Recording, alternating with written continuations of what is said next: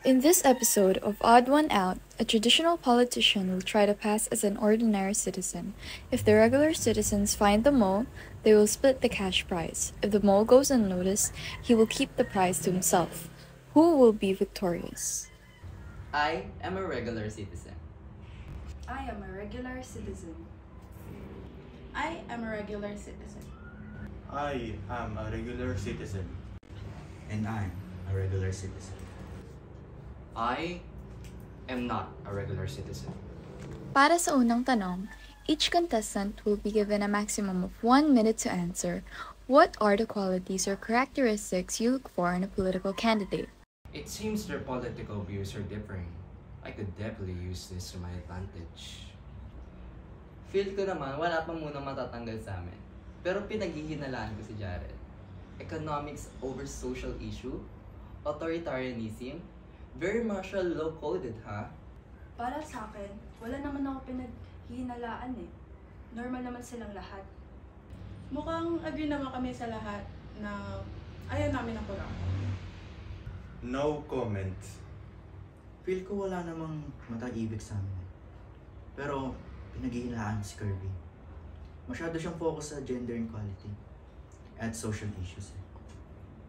You may now proceed with the discussion. After this round, we'll start voting. My name is Dean. Ako naman, si Earth. Ako naman si Jared. Pwede niyo naman akong tawagin sa Ellen. Ako naman si Yanel. My name is Carl. The characteristics that I'm looking for in a political candidate is someone that does whatever it takes to get the job done per se. Someone who makes that unpopular decision that the masses disapprove of or disagree with. That's my viewpoint on this. For me, an ideal candidate is someone who serves the country, not from themselves. Yung hindi magnanakaw sa kaban ng bayan. Yung nag-advocate sa mga social issues tulad ng LGBT rights, gender equality, and economic inequality. Para sa akin, an ideal trait is the willingness to take a good actions for everyone. Kahit man sabihin ng iba na mali, basta nakabubuti. Hindi yung parang tuta ng iba. Para sa akin, magandang kandidato ay may pagka-auditarian. Yung gagabay sa atin sa bansa natin upang umangat ang ekonomiya. I believe that we should prioritize economical well-being and social issues. That's just in secondary opinion. Para sa akin naman, yung magandang kandidato ay yung pinipili unahin yung Pilipinas. Kundo katulad ng sinabi ni Kirby, isn't self-serving, but also a strong leader who won't bend the will of others for the sake of it. Question lang, sino yung mga dinidescribe nyo kanina? Yung mga ideal political candidates nyo? Sa akin, si Bongbong Marcos. Yung sa'yo si Bongbong. Sa akin naman si Duterte. Naka-isko ang boto ko. I, like the guy in the red shirt, also support Marcos. Wala akong ideal political candidate eh. Lahat sila may sarili-sariling problema. Ako?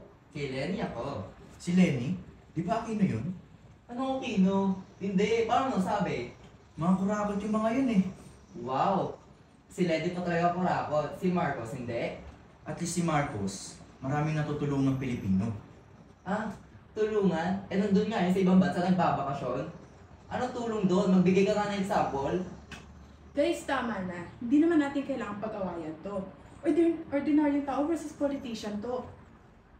Oo nga, paano natin mahanap yung politika kung nag-aaway-aaway tayo? Sino ba ang dapat managot? Lahat naman tayo nakakaranas ng consequences of bad governance at corruption. Parang flood control. Oo nga! Yung mga ghost projects, corrupt issues, tsaka lalaki ng tax ngayon. Tama, tama. Teka nga, Carlo. Parang ang tahimik mo yata.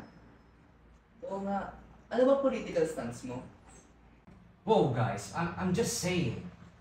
I think that we should not play politicians for all of the shortcomings of our lives. Because I think some of the problems in the lives of the Filipinos are dulot naman ng mga citizens. Oo nga, pero marami pa rin kasalanan sa atin ng gobyerno. Madaming nagsisikap na magtrabaho, pero paulit-ulit pa rin nabibigo. May individual responsibilities tayo. Pero hindi natin masasabi na hindi tayo pinapabayaan ng gobyerno. Hey, that's not entirely true. The mole is Carlo de Jucos. Congratulations, citizens. You have won a cash prize.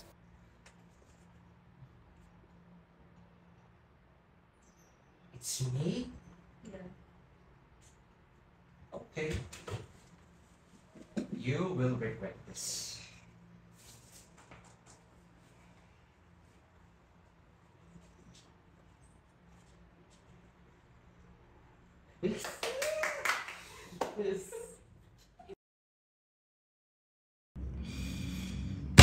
They piss me off, worthless citizens, saying whatever they want and not even considering the words that leap out of their mouths.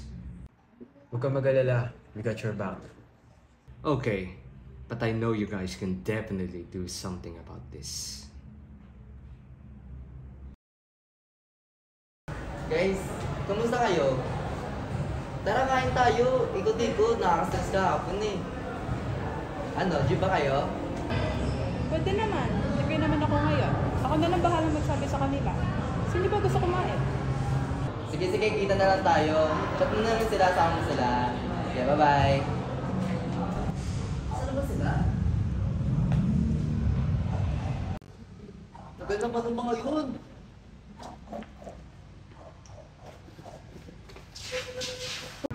Ito ka, boy!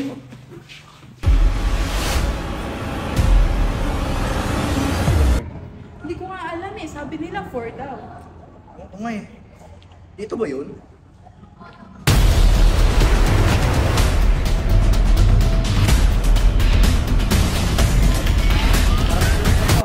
Kulang? Teka, check ko lang ah. Oo nga no, parang may nawawala pang dalawa. Uy, si Kirby yun na!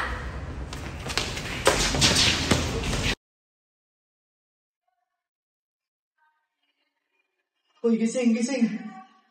Gusto tayo? Oh, gising na pala kayo. Alam niyo na ba kung sino may gawa sa inyo nito? Ay, pakawalan niyo kami! Kawalan nyo kami. Pakawalan niyo kami! Ang kailangan nyo sa amin! Alam niyo, dapat nanahimik na lang kayo eh. Ano ba kailan sa politika na yan? Sino ba may gawa nito? Kayo to ano? Kasalanan nyo to, mga politiko nyo! Paano tayo set up nito eh? Pare-pareho na tayo nahuli. Magsisisihan pa kayo?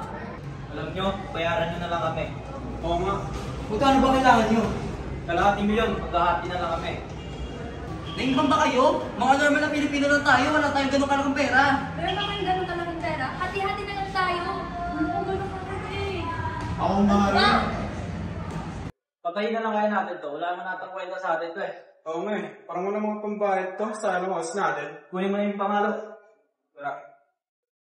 Ito eh. Kanina eh. Tanggal ko yung tali ko. Thank you sa inyo. Okay.